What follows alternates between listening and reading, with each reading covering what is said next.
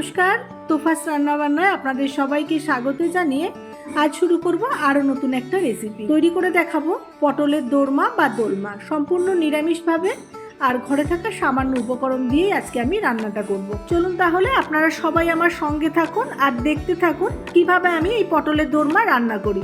এই পটলের দোরমা রান্না করার জন্য আমি বেশ কয়েকটা বড় বড় সাইজে বেছে বেছে পটল নিয়েছি। এই পটলগুলোকে সাদা পটল বলে।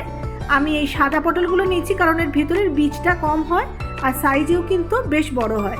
এবার এই পটলগুলোকে আমি একটু চেঁচে নিচ্ছি, ছাড়িয়ে নিচ্ছি না। দেখতে পাচ্ছেন আমি একটা ছুরি দিয়ে পটলের গায়ের উপরের খোসাটাকে চেঁচে চেঁচে ছাড়িয়ে নিচ্ছি। সব পটলগুলোরই উপরের গায়ের খোসাটাকে চেঁচে ছাড়িয়ে নেওয়া হয়ে গেছে। এবার আমি এগুলোকে কেটে নেব। পটলের মাথায় যে একটা রকম শক্ত বোটার মতো রয়েছে ওটাকে একটু কেটে ফেলে দেব। তারপর আমি প্রতিটা পটলকে কেটে নেব। একটা পটল যদি আমি 3 ভাগে ভাগ করে নিই তাহলে 3 ভাগের 1 ভাগের থেকে একটু কম আমি গোল করে কেটে বাদ দিয়ে দিয়েছি। এই দেখুন, এরকমভাবে কেটে নিয়েছি। এবার পটলের ভিতরে যে বীজগুলো আছে সেগুলোকে আমি একটা চামচের পিছন দিয়ে এরকম ঘুরিয়ে ঘুরিয়ে বার করে নেব। খুব জোরে জোরে প্রেসার দেবো না, তাহলে আবার পটলটা ফেটে যেতে পারে। দেখুন, পটলের ভিতরটা একদম পরিষ্কার, সব বীজগুলোকেই বার করে নিয়েছি। এই কাজটা করা খুব একটা কঠিন কিছুই নয়, খুব সহজেই এটা বার করে নেওয়া যায়। আপনাদের বোঝার সুবিধার জন্য আরও একটা পটল কেটে আমি ভেতরের বীজগুলোকে বার করে নিচ্ছি। দেখুন, একদম আগের মতো পরিষ্কার হয়ে গেছে, ভিতরটা একদম পরিষ্কার দেখা যাচ্ছে।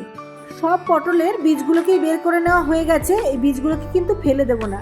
একটা মিক্সির বাটির মধ্যে সমস্ত বীজ অথবা শাঁসগুলোকে তুলে নিচ্ছি। এবার আমি এটাকে মিক্সিতে খুব ভালো করে বেটে নেব। তবে বাটার সময় আমি কিন্তু একটু জল দিইনি, জল ছাড়াই একদম মিহি পেস্ট তৈরি করে নিয়েছি। এবার পটলের ভিতরে যে আমি পুরটা তৈরি করব তার জন্য আমি মশলা বেটে নেব। আমি দিয়ে দিলাম 2 টেবিল চামচ কালো সর্ষে, 2 টেবিল চামচ সাদা সর্ষে, আর দিয়ে দিচ্ছি কোরানো নারকেল। নারকেলের পরিমাণটা যতটা আমি সর্ষে দিয়েছি তার থেকে একটু বেশি দিয়ে দেব। এখানে আমি 4 টেবিল চামচ কোরানো নারকেল দিয়ে দিলাম, আর দিয়ে দিলাম কয়েকটা কাঁচা লঙ্কা। ঝালটা আপনারা আপনাদের স্বাদ অনুযায়ী দেবেন। আর দিয়ে দিলাম 1 চা চামচ চিনি আর পরিমাণ মতো নুন, আর খুব সামান্য একটু জল দিয়ে আমি এটাকে বেটে নেব। এখন আমার এই বাটির মধ্যে আর নারকেল দেওয়ার জায়গা নেই, তাই এখানে 4 টেবিল চামচ দিলাম। পরে আরও 3 টেবিল চামচ নারকেল বাটা একসাথে মিশিয়ে খুব ভালো করে বেটে নিয়েছি।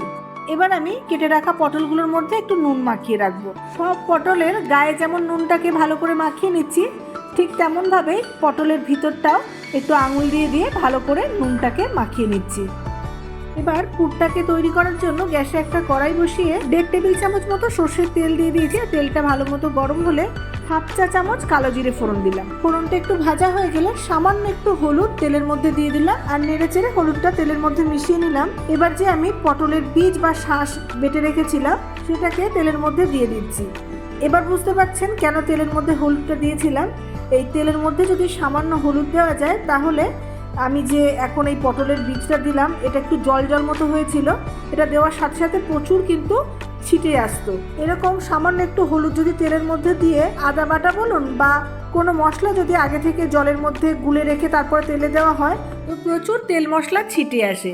তো যদি সামান্য একটু হলুদ তেলের মধ্যে এভাবে দিয়ে দেওয়া হয় তো একটুও তেল মশলা ছিটে আসে না। আমি 2-1 মিনিট মতো পটলের বীজ বাটাটাকে তেলের মধ্যে একটু নেড়ে নিয়ে আগে থেকে যে সর্ষের নারকেলটা বেটে রেখেছিলাম সেটাকে দিয়ে দিলাম। এবার এই পুরটাকে আমি বেশ ভালো করে নেড়ে চেড়ে ভেজে নেব। গ্যাসের ফ্লেমটাকে এই সময় আমি লো টু মিডিয়ামে রাখবো, যেহেতু নারকেল বাটা দেওয়া আছে তাই খুব তাড়াতাড়ি কড়াইয়ের মধ্যে লেগে যাবে। আর একটু ধৈর্য ধরে অনবরত পুরটাকে একটু নাড়াচাড়া করে যেতে হবে।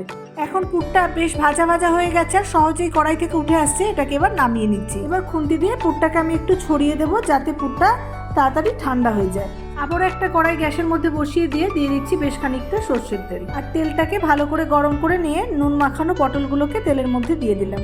এবার নাড়াচাড়া করে পটলগুলোকে ভেজে নেব। নেড়ে চেড়ে উল্টে পাল্টে পটলের গায়ের চারিদিকটাই মোটামুটি বেশ ভালো মতো ভেজে নিলাম। ওই ধরুন 60 থেকে 70% মতো পটলগুলোকে আমি ভেজে নিয়েছি। খুব বেশি করে ভাজলে পটলগুলো একদম চুপসিয়ে যাবে, তখন আর পটলের ভেতরে পুর ভালোভাবে ভরা যাবে না। পটল ভাজা হয়ে গেছে, আমি এবার এগুলোকে তেল থেকে তুলে নিচ্ছি। এই তেলের মধ্যেই পটলের যে মাথাগুলোকে আগে থেকে কেটে রেখেছিলাম সেগুলোকেও একটু ভেজে নেব। এগুলোও হালকা ভাজা হয়ে গেছে, তেল থেকে তুলে নিচ্ছি। আর পটল আর পুর দুটোই কিন্তু ঠান্ডা করে নিয়েছি। গরম থাকলে আবার হাত দিয়ে এগুলো ভরা যাবে না, হাতে গরম লাগবে। এবার পটলের পুরটাকে আমি এই পটলের মধ্যে ভরে নেব। প্রথমেই কিছুটা পুর হাতে নিয়ে একটু মুঠো করে নিচ্ছি, আর একটা একটা করে পটল নিয়ে তার ভিতরে পুরটাকে ভরে দিচ্ছি।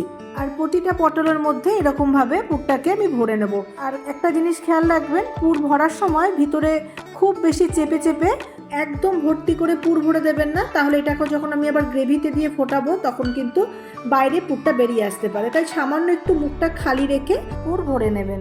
আরও একটা পটলের মধ্যে পুরটাকে আমি ভরে দেখিয়ে দিচ্ছি। তো যথেষ্ট পরিমাণে কিন্তু আমি ভিতরে পুর দিচ্ছি, তবে মুখের দিকটা একটু অল্প সামান্য খালি রাখছি। আশা করি আপনারা দেখেই বুঝতে পারছেন। দেখুন, পুরটাকে আমি লম্বা করে নিয়ে ভিতরে ভরে দিলাম। পুর একটু কম হয়েছে তাই আর একটু পুর ভিতরে দিয়ে দিলাম। আপনারাও ঠিক এভাবেই ভরে নেবেন। আর মুখের কাছটা দেখুন খানিকটা আমি খালি রেখে দিয়েছি। সব পটলের মধ্যেই পুর ভরা হয়ে গেছে। এবার মুখটাকে আটকে নেওয়ার পালা। যে পটলের টুকরোটাকে আমি কেটে রেখেছিলাম সেই পটলের টুকরোটা দিয়ে এখন মুখটাকে বন্ধ করে দেব। মুখের সামনে পটলের কাটা টুকরোটাকে দিয়ে একটা ছোট কাঠি দিয়ে গেঁথে এরকমভাবে আটকে দিচ্ছি।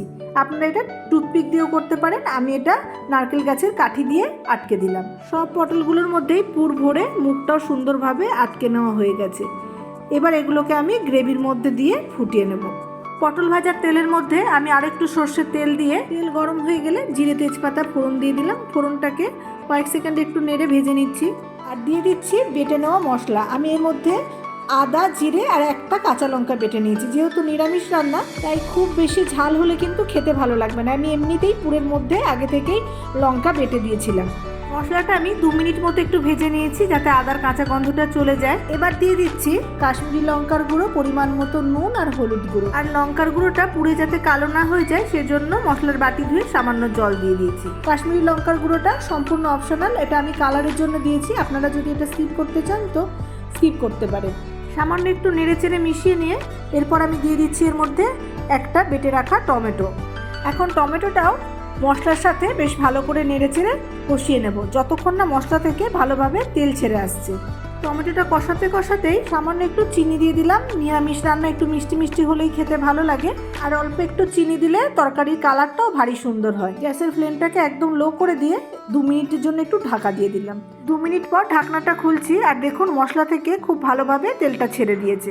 আপনারা চাইলে এখানে টমেটো বাটার পরিবর্তে ফেটানো টক দই দিয়েও কষিয়ে নিতে পারেন। আমি এবার এর মধ্যে দিয়ে দেব কাজু বাদাম আর চারমগজ বাটা। আগে থেকেই 8-10টা কাজু বাদাম আমি জলে ভিজিয়ে রেখেছিলাম। তারপর 1.5 টেবিল চামচ চারমগজের সাথে খুব মিহিভাবে বেটে নিয়েছি। মশলার বাটিটা ধুয়ে অল্প জলও দিয়ে দিলাম। আবারও মশলার সাথে 2-4 মিনিট কষিয়ে নেব। এখন সব কিছু খুব সুন্দরভাবে কষানো হয়েছে আর তেলও ছেড়ে দিয়েছে খুব ভালোভাবে। এবার আমি এর মধ্যে জল দিয়ে দিচ্ছি। 2 কাপ মতো জল দিয়েছি, সামান্য আর একটু জল লাগবে তাই আরও অল্প একটু জল দিয়ে দিলাম। এবার জলের সাথে মশলাটাকে একটু নেড়ে চেড়ে মিশিয়ে দিয়ে ফুটিয়ে নেব। এবার ঢাকাটা দিয়ে দিলাম, এতে তাড়াতাড়ি গ্রেভিটা ফুটে যাবে। 2-3 মিনিটের মধ্যেই ভালোভাবে গ্রেভিটা ফুটে গেছে। এবার এর মধ্যে একে একে আমি সব পটলগুলোকে দিয়ে দেব। প্রতিটা পটল খুব আস্তে আস্তে গ্রেভির মধ্যে বসিয়ে দেব। আমার চ্যানেলে সয়াবিনের পুর ভরা পটলের দোরমার আরও একটা শর্টস ভিডিও আপলোড করা আছে, যদি আপনারা চান তো সেটাও দেখে নিতে পারেন। এবার ঢাকাটা দিয়ে দেব আর গ্যাসের ফ্লেমটাকে লো টু মিডিয়ামের মাঝে রেখে 10-12 মিনিট মতো রান্না হতে দেবো। আমি মাঝে একবার ঢাকাটা খুলছি আর পটলগুলোকে খুব সাবধানে আস্তে আস্তে করে একটু উল্টে দিচ্ছি। পটলের যে কাঠিটা ছিল সেই কাঠিটাকে আস্তে করে ধরে একটু ঘুরিয়ে দিলেই কিন্তু খুব সহজে ঘুরে যাবে। আপনাদের যদি এভাবে অসুবিধা হয় তো আপনারা খুন্তি দিয়ে আস্তে আস্তে করে একটু উল্টে দিতে পারেন। পটলগুলো যেহেতু আগে থেকেই ভাজা ছিল তাই খুব বেশি সময় কিন্তু লাগবে না পটলটা পুরোপুরি রান্না হতে। আপনারা যদি পটলে পুর ভরার পর মুখটা এইভাবে আটকে দিতে না চান তাহলেও কোনো অসুবিধা নেই। শুধু গ্রেভিতে ফোটানোর সময় গ্যাসের ফ্লেমটাকে একটু লোতে রেখে দিয়ে তারপরে রান্না করবেন, দেখবেন এক ফোঁটা পুরো কিন্তু পটল থেকে বেরোবে না। আর যদি গ্যাসের ফ্লেমটা হাইতে দিয়ে টকবক করে ফুটতে দেন তাহলেই পুর ভেতর থেকে বেরিয়ে আসবে। 10-12 মিনিট হয়ে গেছে, পটলগুলো পুরো সিদ্ধ হয়ে গেছে। শেষে আমি দিয়ে দিলাম অল্প গরম মশলার গুঁড়ো আর 1 চা চামচ ঘি। যেহেতু এটা সম্পূর্ণ নিরামিষ রান্না তাই ঘি আর গরম মশলা দিলে স্বাদটা অনেকটা বেড়ে যাবে। এবার খুব আলতো হাতে খুন্তি দিয়ে একটু নেড়েচেড়ে মিশিয়ে দিয়ে ঢাকা দিয়ে দেবো আর গ্যাসের ফ্লেমটাকে অফ করে দিয়ে 5-7 মিনিট মতো স্ট্যান্ডিং টাইমে রেখে দেবো। এটা ঠান্ডা হওয়ার পর গ্রেভিটা আরও ঘন হয়ে যাবে, তাই আপনারা যেমন গ্রেভি চান সেই অনুযায়ী জল দিয়ে দেবেন। নিরামিষ পটলের দোরমা এখন সম্পূর্ণ রেডি গরম ভাতের সাথে পরিবেশন করার জন্য। রেসিপিটা কেমন লাগলো কমেন্ট করে জানাতে ভুলবেন না। আর আমার রেসিপি আপনাদের ভালো লেগে থাকলে লাইক করবেন, শেয়ার করবেন, আর নতুন বন্ধু হয়ে থাকলে চ্যানেলটা সাবস্ক্রাইব করে আমার পাশে থাকার অনুরোধ রইল। আজকে এই পর্যন্তই, দেখা হবে আবার নতুন রেসিপি নিয়ে। ততক্ষণ সবাই খুব ভালো থাকবেন, সুস্থ থাকবেন। ধন্যবাদ।